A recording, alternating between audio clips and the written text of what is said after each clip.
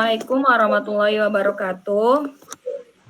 Di sini kami akan mempresentasikan laporan evaluasi proyek RPL dengan judul Optimalisasi Pengelolaan Sampah Rumah Tangga melalui aplikasi Smart Trust yang disusun oleh kelompok 9. Di sini saya dan teman-teman saya izin memperkenalkan. Saya Retno Ayo Gusinotari. Saya Ori Berata Geraldine. Saya Kurniawan. Kemudian yaitu tujuan dari topik proyek yang dipilih. Terus optimalisasi pola sampah rumah tangga melalui aplikasi Smart Trust. Bertujuan untuk memudahkan masyarakat dalam mengelola sampah secara lebih teratur dan efisien. Melalui aplikasi ini, warga dapat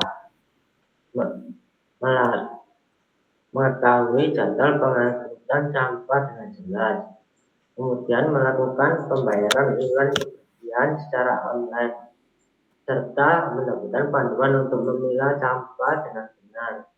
Sementara itu, admin dapat mengatur jadwal, memantau pembayaran, dan menindaklanjuti laporan dari warga secara lebih tepat. Dengan adanya aplikasi ini, pengelolaan sampah diharapkan menjadi lebih tertib, transparan, dan dapat menciptakan lingkungan yang bersih serta meningkatkan kesadaran masyarakat terhadap pentingnya kebersihan. Selanjutnya yaitu metode yang digunakan. Proyek optimalisasi pengelolaan sampah rumah tangga melalui aplikasi Smart Trust menggunakan metode prototip. Metode ini dipilih karena proses pengembangannya memungkinkan tim untuk membuat rancangan awal prototip aplikasi terlebih dahulu agar pengguna bisa melihat dan memberikan masukan sebelum sistem benar-benar dikembangkan secara penuh. Kemudian pendekatan ini digunakan supaya hasil aplikasi sesuai dengan kebutuhan warga dan admin sebagai pengguna utama. Melalui metode prototip, tim dapat memperbaiki tampilan dan fitur berdasarkan umpan balik pengguna, seperti jadwal angkut, pembayaran iuran digital, dan panduan pemilahan sampah. Dengan cara ini, proses pengembangan menjadi lebih fleksibel dan hasil akhirnya bisa lebih tepat sasaran. Selanjutnya, saya di sini akan menjelaskan bagaimana identifikasi masalah dan analisis kebutuhan sistem. Jadi, berdasarkan hasil survei yang sudah dilakukan, ditemukan beberapa masalah utama dalam mengelola sampah rumah tangga. Misalnya, jadwal pengangkutan sampah yang belum teratur dan kadang nggak ada pemberitahuan sebelumnya. Terus, pencatatan iuran kebersihan juga masih dilakukan secara manual, jadi sering banget rawan kesalahan. Selain itu, kesadaran warga dalam memilah sampah juga masih rendah. Dari kondisi ini bisa disimpulkan kalau sistem pengelolaan sampah yang ada sekarang belum efisien. Karena itu dibutuhkan solusi berbasis teknologi supaya pengelolaan sampah bisa lebih teratur, transparan, dan mudah diakses oleh semua pihak. Oke, selanjutnya saya akan menjelaskan bagaimana analisis kebutuhan sistem. Yang pertama ada kebutuhan fungsional. Di sini sistem harus punya banyak fitur login untuk membedakan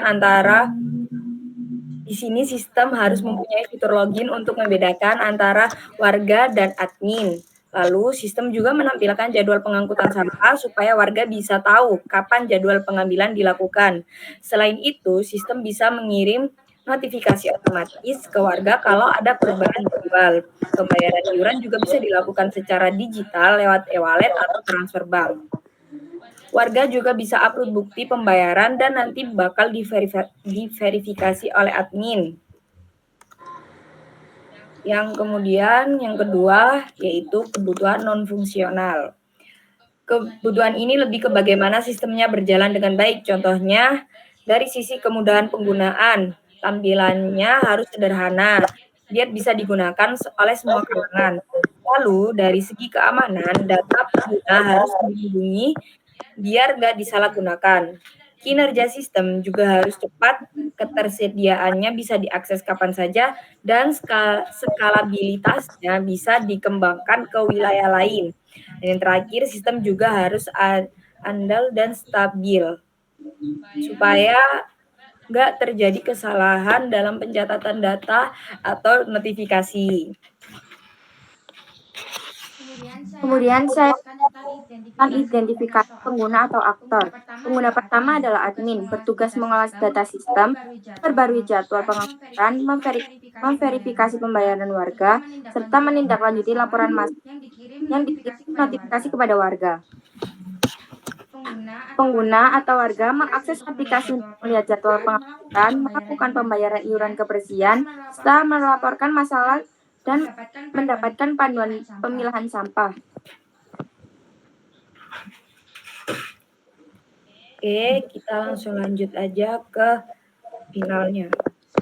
Saya akan menjelaskan tentang tabel kebutuhan fungsional yang final. Yang pertama, terproteksi dengan baik melalui enkripsi data, itu prioritasnya tinggi. Memiliki tampilan antarmuka yang ramah pengguna, itu prioritasnya tinggi. Kemudian menyediakan desain dan warna aplikasi yang menarik serta mudah dibaca, itu rendah, dan dapat diakses dengan cepat dan stabil, termasuk pada koneksi internet yang rendah, itu tinggi. Kemudian memiliki sistem notifikasi yang dapat disesuaikan, bunyi, ketat, pesan, itu rendah. Saya akan menjelaskan tentang tabel 10 kebutuhan non-fungsional yang final. Yang pertama, menampilkan jadwal pengangkutan sampah yang diperbarui secara real time, itu prioritasnya tinggi. Kemudian mengirimkan notifikasi otomatis pada warga sebelum jadwal pengangkutan, itu prioritasnya tinggi. Menyediakan fitur pembayaran iuran kebersihan secara digital, e-wallet atau bank transfer, itu tinggi. Menampilkan riwayat pembayaran iuran per warga atau rumah tangga, itu tinggi. Memberikan panduan pemilahan sampah organik, anorganik atau B3, itu tinggi. Menyediakan fitur pelaporan jika jadwal pengangkutan terlambat atau petugas tidak datang, itu sedang. Memberikan akses login untuk dua peran, warga dan admin, itu tinggi. Memungkinkan petugas kebersihan menandai status pengangkutan selesai atau belum, itu tinggi. Kemudian menyediakan statistik atau grafik jumlah sampah terangkut per periode, itu sedang. Kemudian saya akan menjelaskan tentang BPMN diagram. Yang pertama, warga memulai dari pendaftaran akun. Kemudian warga mendapatkan verifikasi. Kemudian warga diminta untuk login dan melengkapi data diri. Kemudian warga diminta untuk cek jadwal angkut. Jika tidak, maka warga menunggu jadwal angkut. Jika iya, notifikasi jadwal diterima. Kemudian siapkan dan pilah sampah diangkut, dan bayar iuran. Jika dibayar iuran, kita punya dua metode. Yang pertama, e-wallet atau transfer bank. Jika bayar menggunakan metode itu, maka bisa langsung unggah bukti dan sistem tersimpan. Jika menggunakan metode tunai, maka lunas dan riwayat pembayaran tersimpan. Kemudian selesai. Kemudian saya akan menjelaskannya admin. Dimulai admin itu login sistem dulu, kemudian ada dua, yaitu yang pertama update jadwal angkut. Jika update jadwal angkut, bisa periksa pembayaran warga. Jika pembayaran valid, itu bisa langsung setuju dan simpan data, kirim notifikasi persetujuan. Jika tidak, maka kirim notifikasi penolakan. Kemudian yang kedua adalah terima dan tindak lanjut laporan masalah.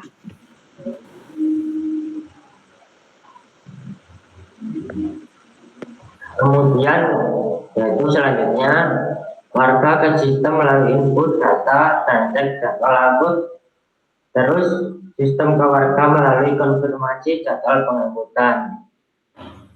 Terus sistem ke admin melalui jadwal verifikasi laporan.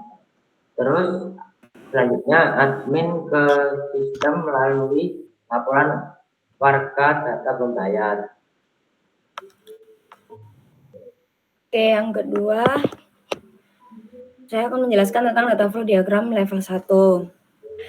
Yang pertama, pengguna atau warga melakukan proses registrasi dan login. Data mereka akan diverifikasi di proses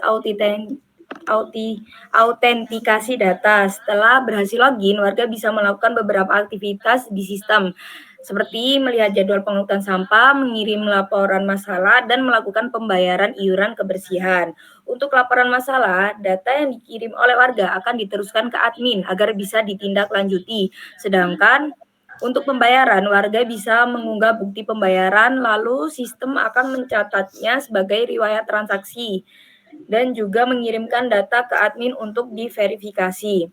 Setelah itu, sistem juga mengelola jadwal pengangkutan sampah, di mana warga bisa cek jadwal terbaru dan dapat notifikasi atau konfirmasi terkait perubahan jadwal.